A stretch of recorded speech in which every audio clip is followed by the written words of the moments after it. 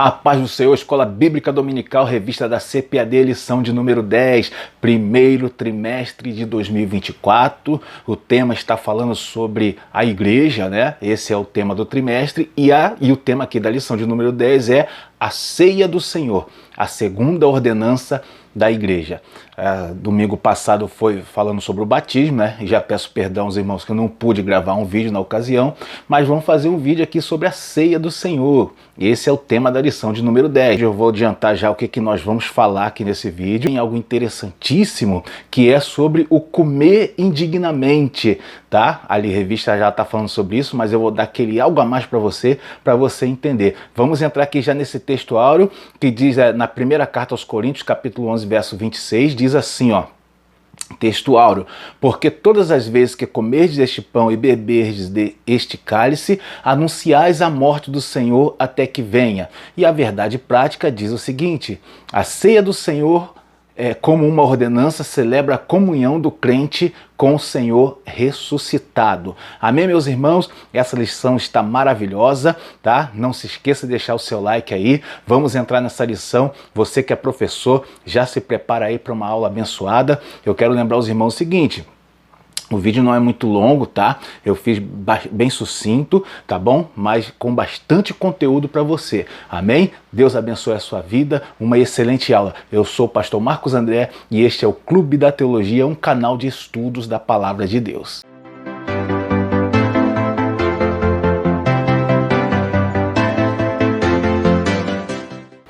Meus irmãos, então vamos aqui já ler na nossa introdução. Vou ler aqui apenas uma parte da introdução que diz assim, ó. Assim como o batismo em águas, a ceia do Senhor também é uma ordenança dada por Jesus à igreja. Ao longo da história, a igreja tem a ceia do Senhor como uma das celebrações mais significativas. Nesse sentido, o cristão pode contemplar a ceia sob três perspectivas, tá? E aqui ela vai falar, né? A introdução já dá um adianto aqui, né? Olhar para o passado, olhar, né, ali para o futuro também, tá bom? Mas eu vou já dar algo a mais aqui para os irmãos já nessa introdução, porque a gente vê que Jesus ele adianta o contexto da Santa Ceia. Lembra do duro discurso que Jesus faz lá em João capítulo 6, verso 53? Olha o que o Senhor Jesus fala. Jesus, pois, lhes disse: na verdade vos digo que se não comerdes a carne do Filho do Homem e não beberdes o seu sangue, não tereis vida em vós mesmos. Olha que interessante, Jesus já dá, né, ali já fala um adendo, né, do que vai ser a Santa Ceia. Na hora ninguém entendeu nada. Você que já leu o texto todo, você deve se lembrar que todo mundo foi saindo e só ficou os 12, né? Então, você vê que o povo ali não estava entendendo muito bem. Depois, lá na frente, na Santa Ceia mesmo, aí o Senhor Jesus ele vai falar para os discípulos, né, o significado. Lucas 22, 19, o Senhor Jesus, ó, e tomando o pão, e havendo dado graças, partiu e deu-lhe dizendo: isto é o meu corpo que por vós é dado, fazei isto em memória de mim. E ali já começa o contexto, ele começa a entender o real significado de comer do corpo do Senhor e do sangue do Senhor, né? Aí a gente vai entender o que significa a Santa Ceia. Amém, meus irmãos? Vamos entrar nesse vídeo abençoado. Quero lembrar os irmãos que vai ficar na descrição do vídeo o link para você conhecer o nosso trabalho, o nosso blog, o Clube da Teologia, tá? Ali você conhecer o subsídio que eu preparo ali. Aqui o vídeo é bem sucinto, mas lá o subsídio está bem completinho. Se você quiser adquirir o subsídio lá, vai ficar o link aí na descrição desse vídeo. E também para você conhecer o meu trabalho, meus livros publicados, tá tudo lá, né? Tá tudo aí na descrição, aí nos links na descrição desse vídeo. Amém? Vamos entrar aqui nessa aula abençoada.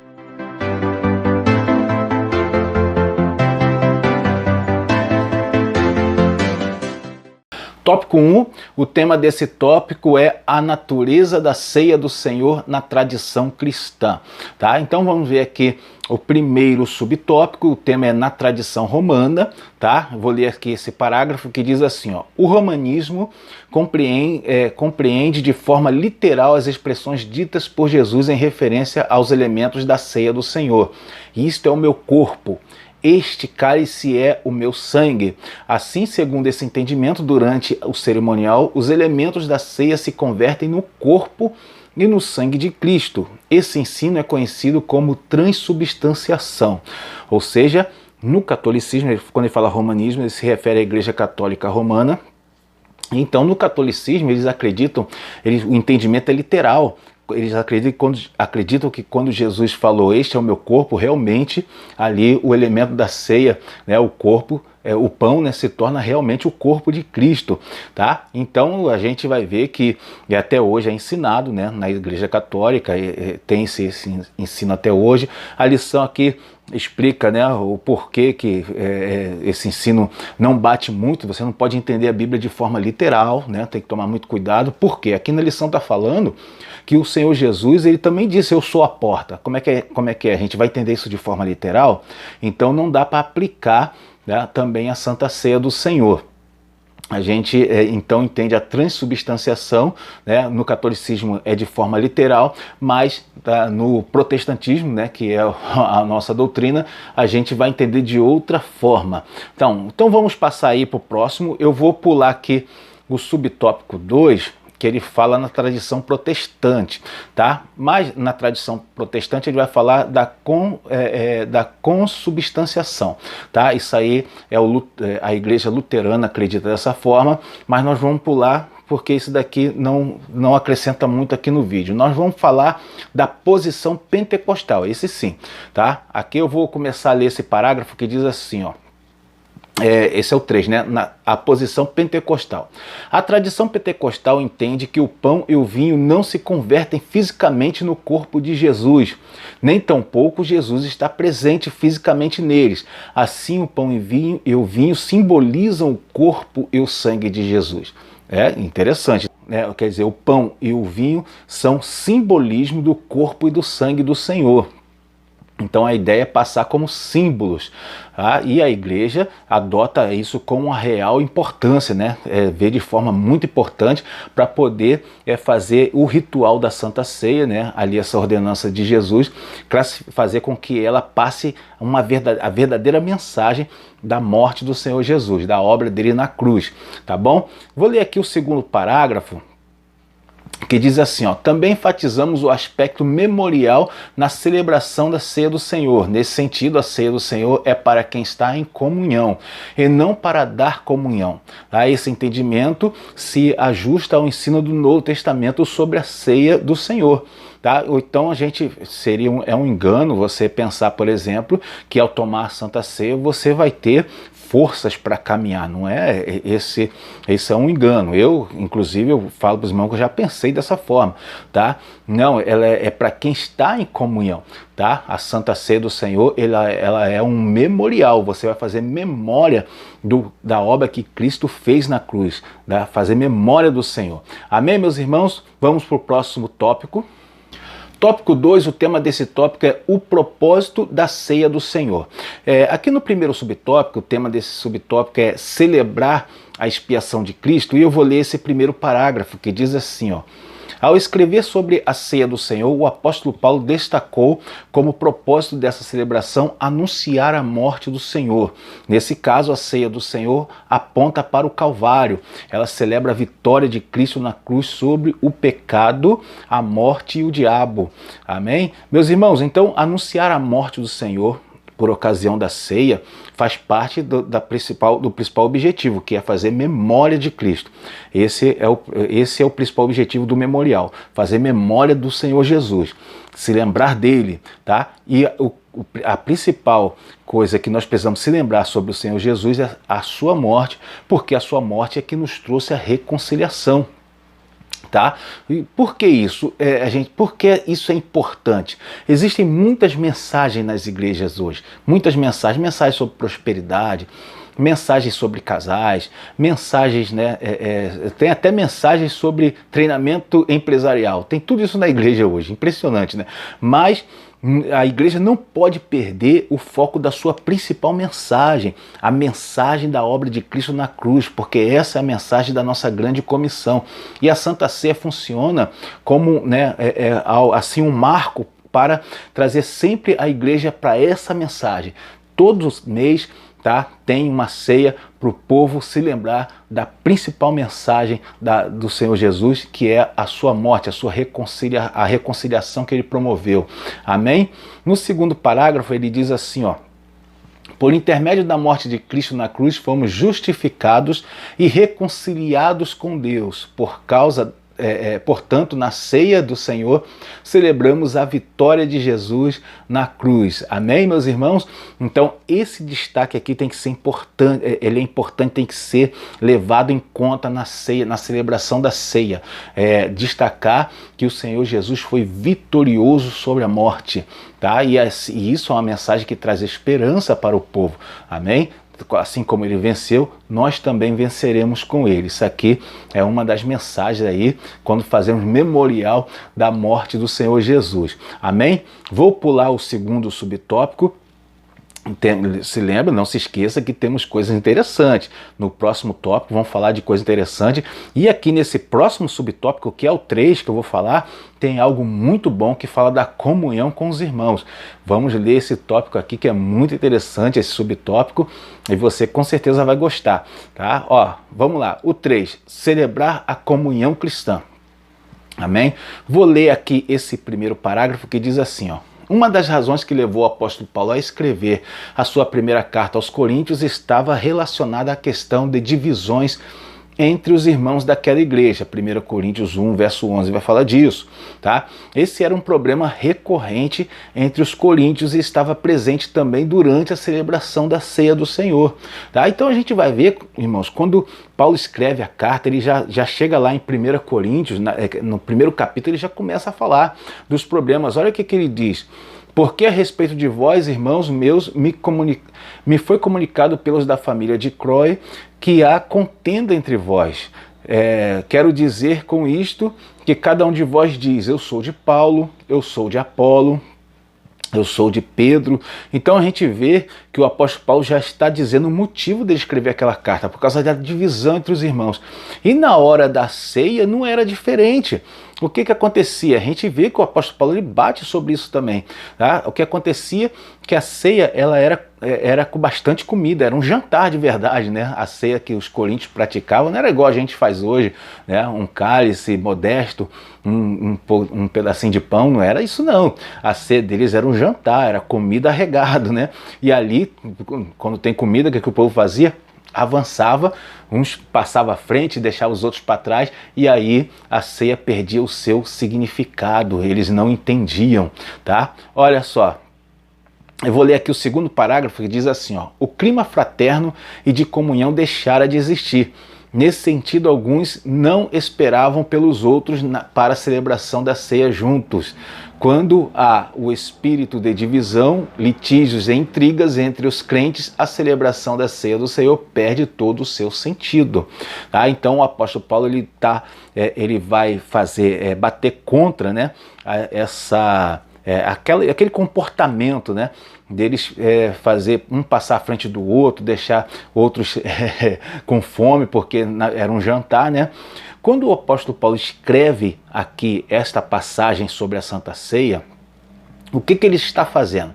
Ele está tirando, né, o foco que eles faziam na questão da Santa Ceia, está tirando o foco que eles faziam em cima do alimento, em cima da comida, e passando o foco para a mensagem, a verdadeira mensagem, o verdadeiro significado daquele evento. É isso que o apóstolo Paulo está fazendo. Isso que é muito interessante registrado aqui, por isso essa carta, essa passagem de 1 Coríntios 11 é a passagem oficial da Santa Ceia na grande maioria das igrejas. Amém, meus irmãos? Então a gente vê aqui o objetivo do apóstolo Paulo. E por isso que muitas igrejas, eles fazem aquela troca de cálice. Não sei se os irmãos já viram, já participaram disso. Por quê? Porque havia a necessidade de ressaltar a comunhão entre os irmãos, né? Por isso aquela troca de cálice que muitos fazem. Tem gente que é contra, tem igreja que não aceita, mas a realidade é que o próprio texto está apontando para isso, para a comunhão entre os irmãos. Amém? Vamos para o próximo tópico. Tópico 3, o tema desse tópico é o modo de celebração da ceia do Senhor. Vou ler aqui o primeiro subtópico e o terceiro subtópico, muito interessante. E esse primeiro aqui já vai falar o que eu prometi de passar para os irmãos. Aqui o tema dele é o que é participar indignamente. Tá? Então aqui vai falar sobre isso. Vamos lá. O primeiro parágrafo diz assim, ó. Concernente à celebração da ceia do Senhor, Paulo advertiu sobre o perigo de participar da ceia indignamente. O termo português indignamente é a tradução do advérbio grego anaxios. Um advérbio indica maneira ou modo como se faz uma coisa, enquanto um adjetivo indica o seu estado. Tá? Muito interessante a análise da tradução aqui do comentarista, porque ele pega o verbo que foi usado no original para falar para mostrar como eles estavam comendo indignamente, tá bom? Então, esse verbo aqui, ele fala que ele é um advérbio de modo, ou seja, era o modo como eles estavam praticando aquela ação ali, tá? Ele não é um adjetivo, porque senão falaria de estado. E quando fala de indignamente, mostrando o modo como se faz algo, quer dizer que eles estavam ali participando errado da Santa Ceia. Eles estavam fazendo o ritual de forma errada, tá? E não está falando de estado, da forma como eles estavam participando.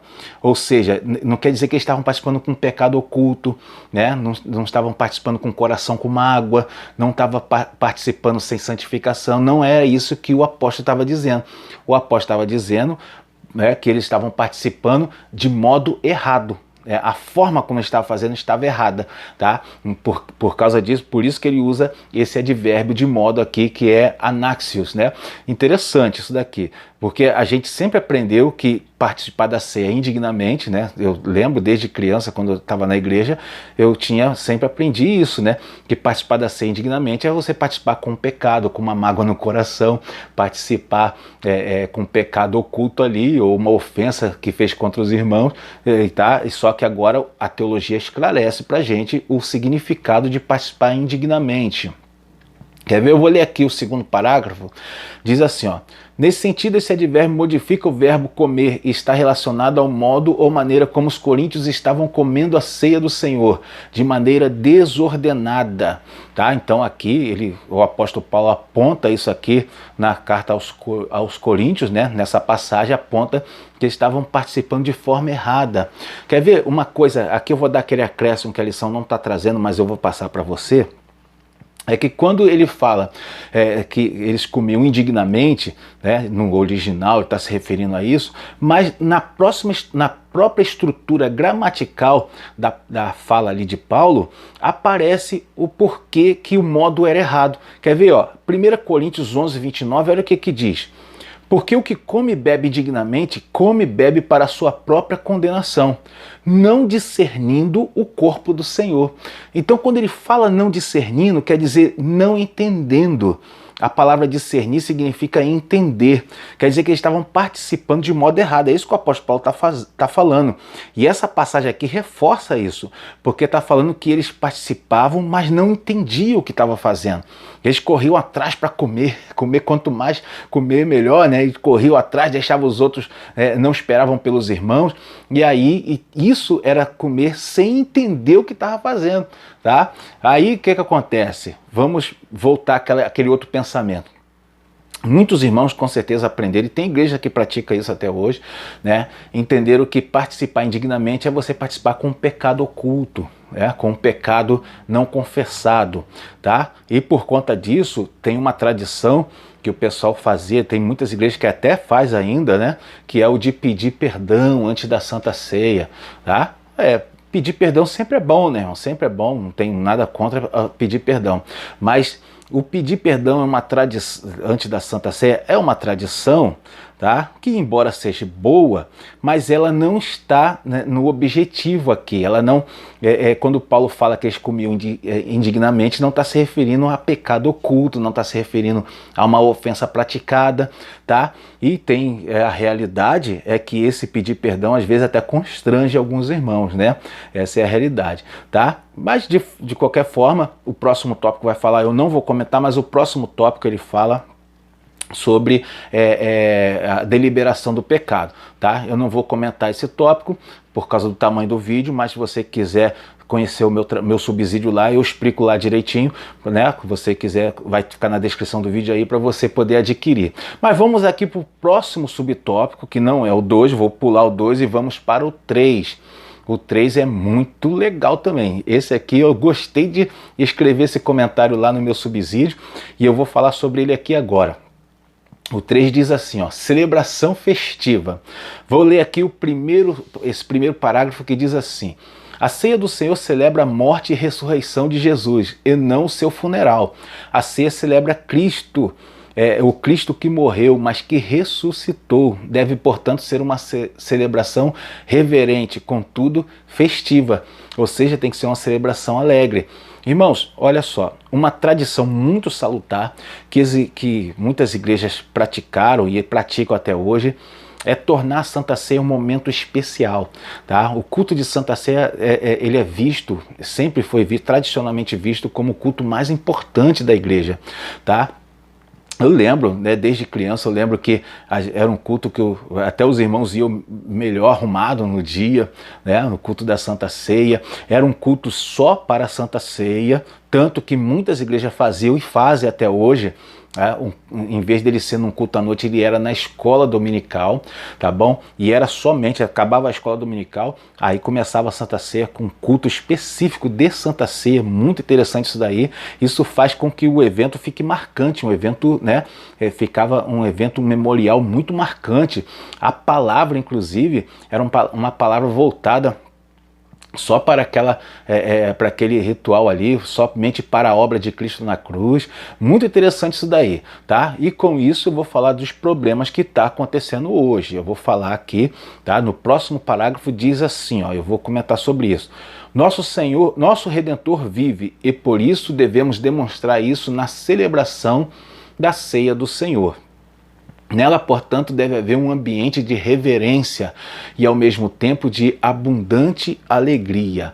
E aqui eu vou falar do problema que está acontecendo hoje em muitas igrejas, tá? Qual é o problema que acontece?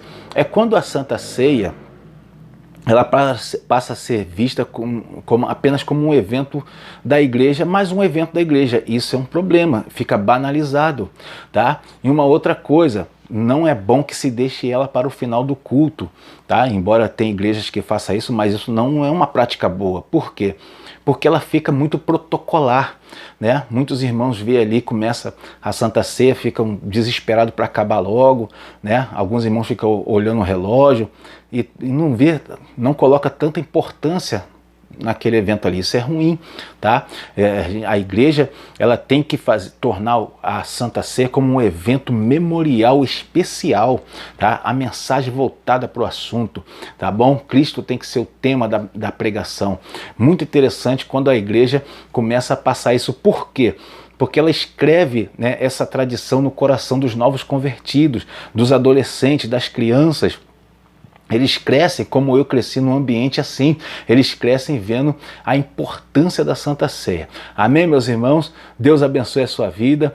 Vamos ficando por aqui. Obrigado por ter estado conosco. Não se esqueça de deixar o seu like e conhecer o nosso trabalho lá no blog, no Clube da Teologia. Uma excelente aula para você.